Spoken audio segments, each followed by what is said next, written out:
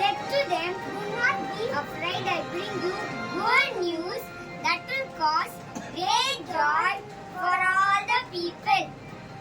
So shall they run